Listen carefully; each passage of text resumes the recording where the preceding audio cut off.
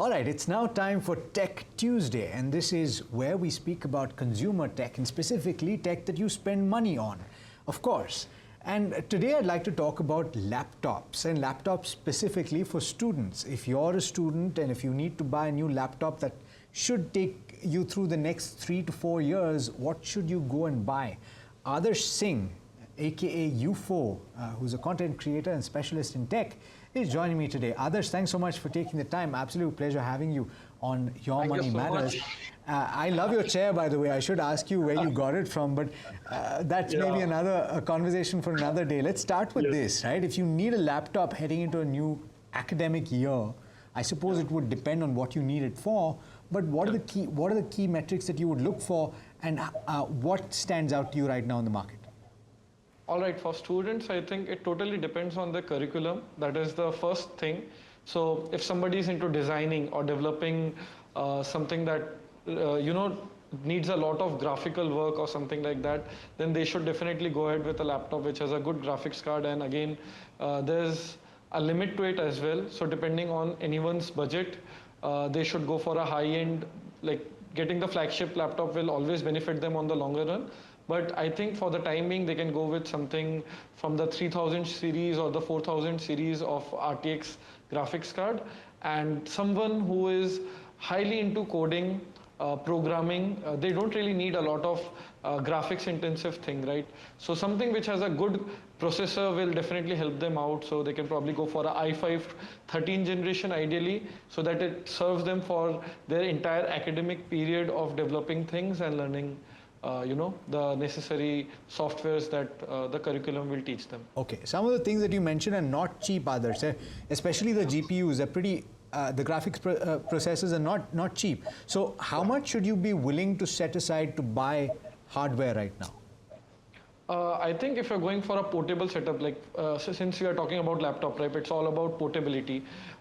You should set aside around 60 to 70,000 easily in 2025, because then you can probably have something that will serve you as well. Like, we can always get things at a lesser price, but then if it doesn't serve the purpose of a tenure of 3 years or 4 years, then it makes no sense, right?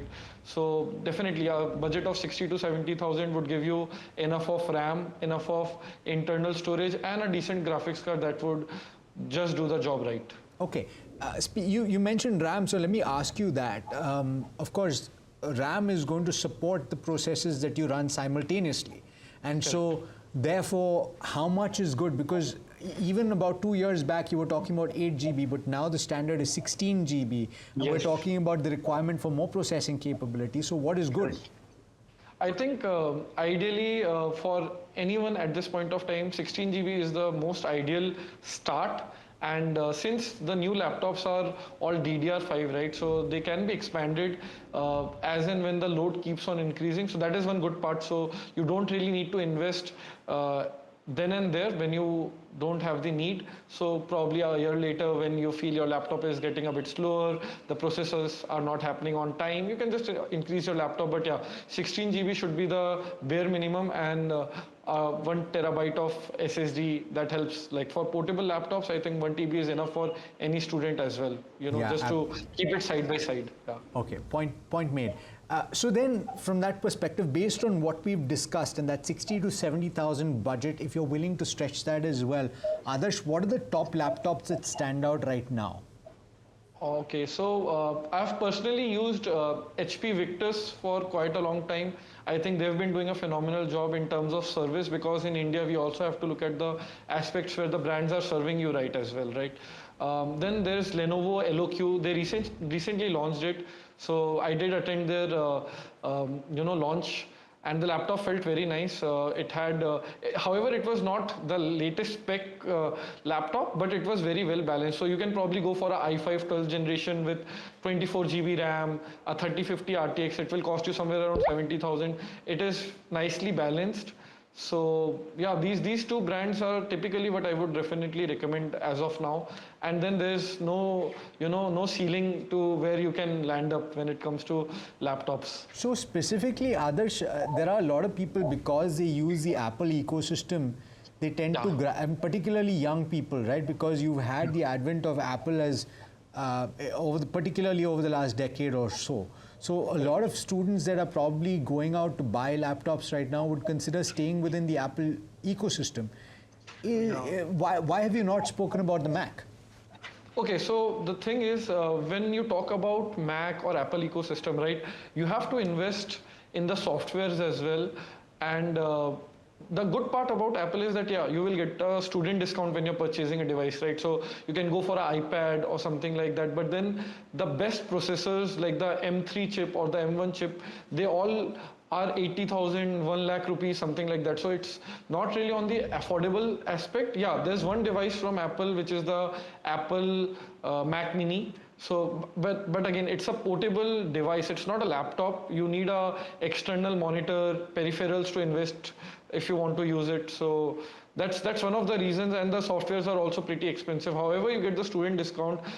Entering that ecosystem needs a lot of finance. Personally, I believe with basic Windows softwares and operating OS, you get softwares at a comparatively lesser price, and you have a lot of customizability. Like you can run multiple softwares, you can tune the system as per your requirement. That's a bit limited when it comes to Apple. So point well made.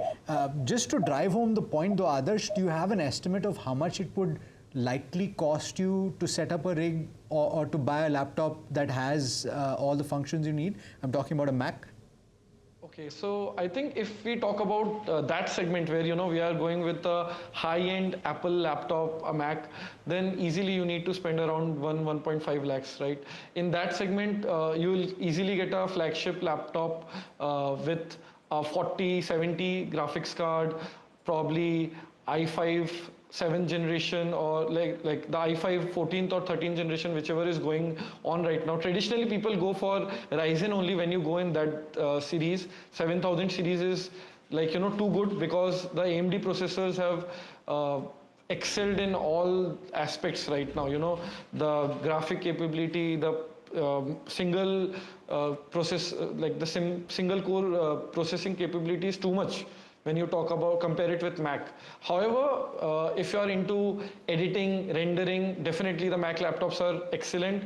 The screen is very nice. The overall build quality is very nice. The battery life is exceptionally well. I think a Mac easily runs for 6 hours plus, even if you're going on full force of work. With a traditional laptop, you'll easily get only 4-5 hours, not more than that, if you run in eco mode also.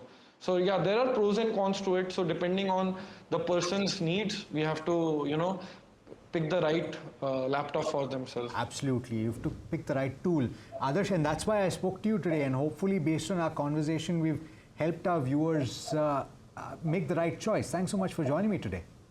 Yes, thank you so much for the warm welcome, and I hope people get necessary information, and yeah, they can of course get in touch in the comment section also. They can interact with the video. We can always get back to them because there are so many questions people will be having, right? No doubt. And so yeah, no we'll doubt. try to answer all of them. Absolutely. Yes, we will. Absolutely. Right, Adarsh, thanks so much for joining me. All right, so there you go. Make sure that you let us know in the comment section what you'd like to know, and we'll discuss it in future episodes. Thanks so much for tuning in. Do stay tuned. This is NDTV Profit.